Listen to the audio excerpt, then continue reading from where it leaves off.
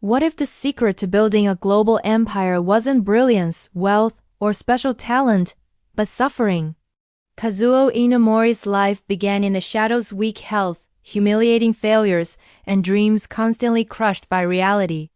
Yet from these darkest moments emerged a philosophy so powerful it helped create Kyocera, save Japan Airlines, and touch millions of lives. Inamori wasn't born extraordinary. He became extraordinary by choosing to live with purpose, humility, and an unwavering desire to serve others. His story will change the way you see hardship forever. Let's rewind to the beginning. Kazuo Inamori was born into a poor family in Japan. His childhood was anything but easy. He suffered from a severe illness that nearly took his life. He grew up in the devastating shadow of World War II, seeing his community torn apart.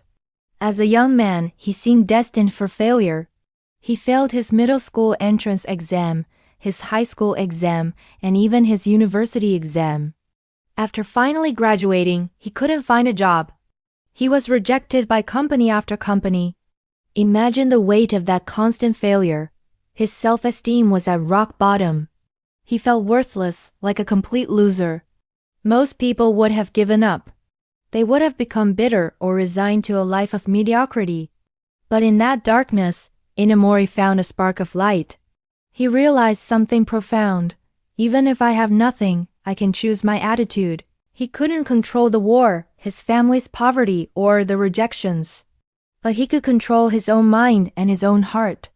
This simple but powerful realization became the seed of his entire life philosophy.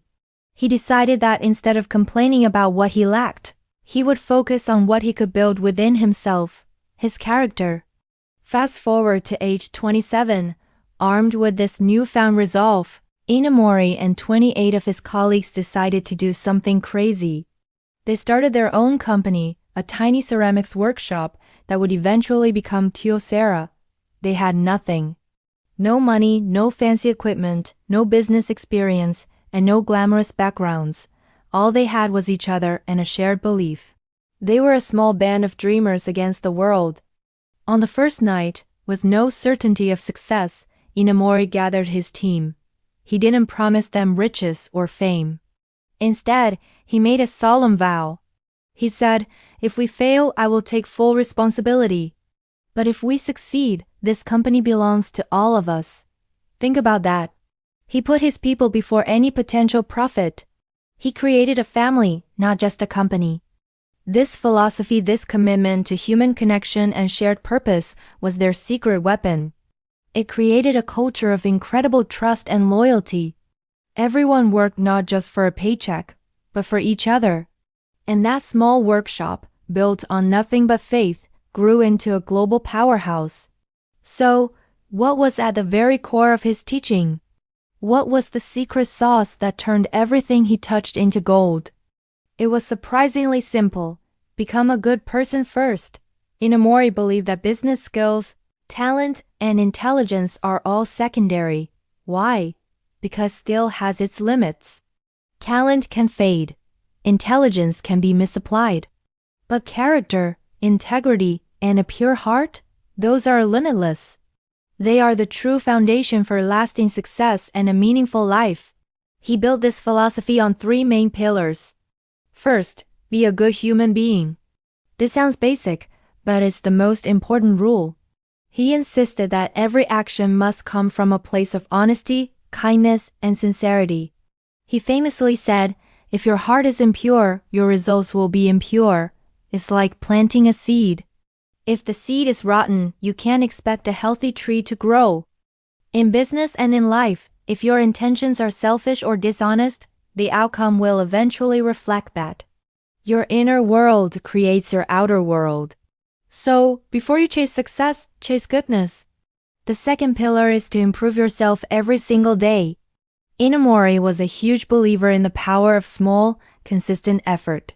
He wasn't looking for giant leaps or overnight transformations. He just asked himself and his employees, "Are you just 1% better today than you were yesterday?" That's it. 1%. It seems tiny, but think about the power of compounding. A 1% improvement every day means you're 37 times better by the end of the year. Over decades, this small daily discipline leads to a complete transformation.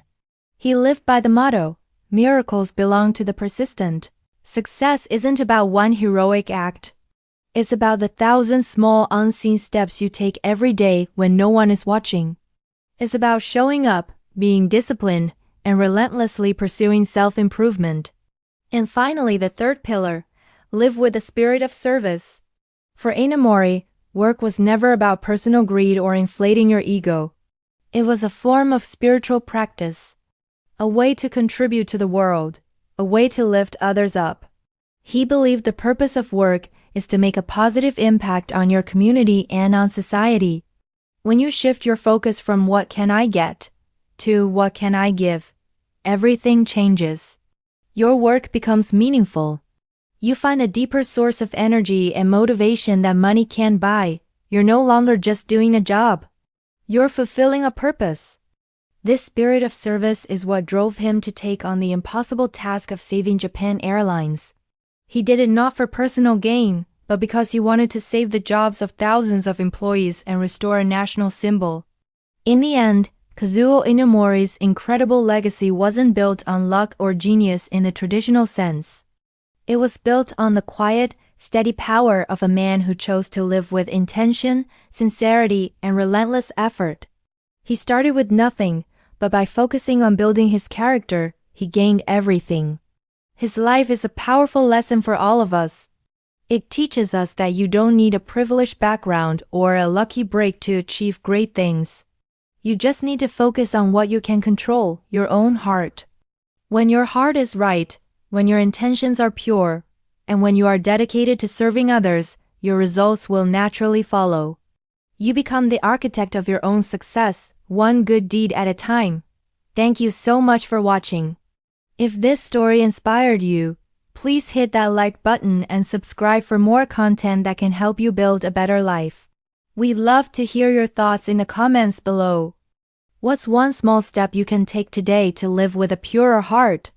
See you in the next video.